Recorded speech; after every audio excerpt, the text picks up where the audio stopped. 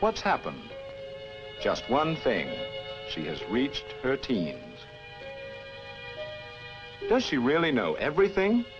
Often the teenage girl acts as if she does, or thinks she does. Her world is uniquely her own. Everyone else is rigorously excluded, except other teenagers. And this teenage world looks to outsiders like a complete, self-sufficient entity, with its inhabitants possessors of the answers to all the questions that plague the rest of us.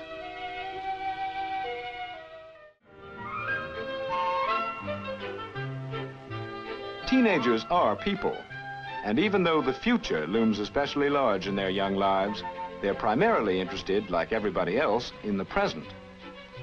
One paramount concern of girls is, of course, boys.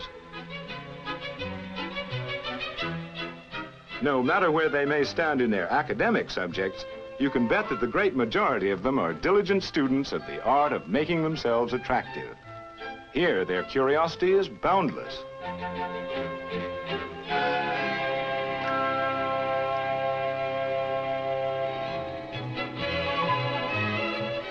They want to know what to wear on the numerous and varied occasions that make up their busy lives.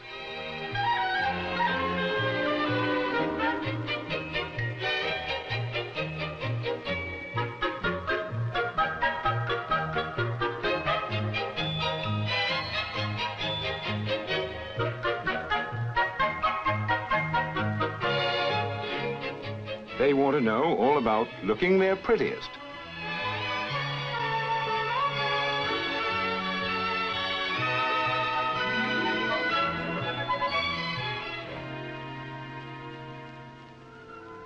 But when it comes to personal, everyday problems, the questions to which they'd most like the answers, they don't always know just where to turn for guidance. Some grown-ups are okay, but they're too remote. Even if they understood a teenager's problems, they wouldn't really care. As for parents, they're not only too far removed in age, but too uncomfortably close in other ways.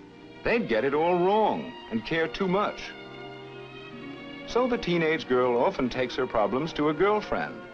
But since the girlfriend's knowledge of the world is hardly any broader than her own, she can't always be relied on to help.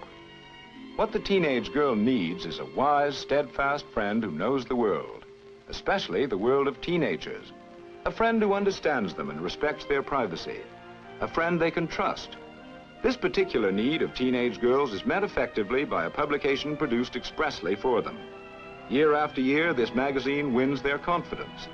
One reason for this, and only one of many, is that the people who create it keep closely in touch with their more than 5 million readers by sending editors on cross-country tours to talk to teens, by carefully studying the thousands of letters which teen readers send to the magazine every month, by consulting teen panels that reflect the views of their contemporaries.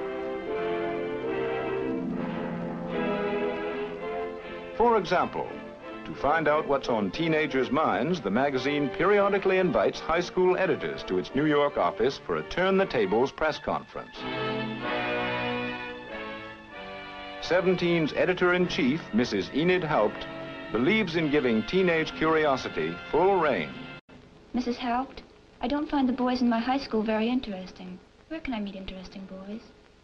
Well, I think the first way to meet interesting boys in your high school or any place else is to be interesting yourself. Learn about hobbies, other subjects. For instance, you take art. You would go to different museums, you might ask about their youth groups. You would meet young people there then who would have the same interests as you do. You could do volunteer work, join clubs. The important thing is to care about people. When you care about people, you become interesting yourself, and then other people want to know you. Mrs. Haupt, my sister is 17. She wants to get married, but my parents object. At what age should a girl marry? Oh, actually, there is no age for a girl to marry. Some girls are ready for marriage at 17, and some are not ready at 27. Some people are never ready for marriage.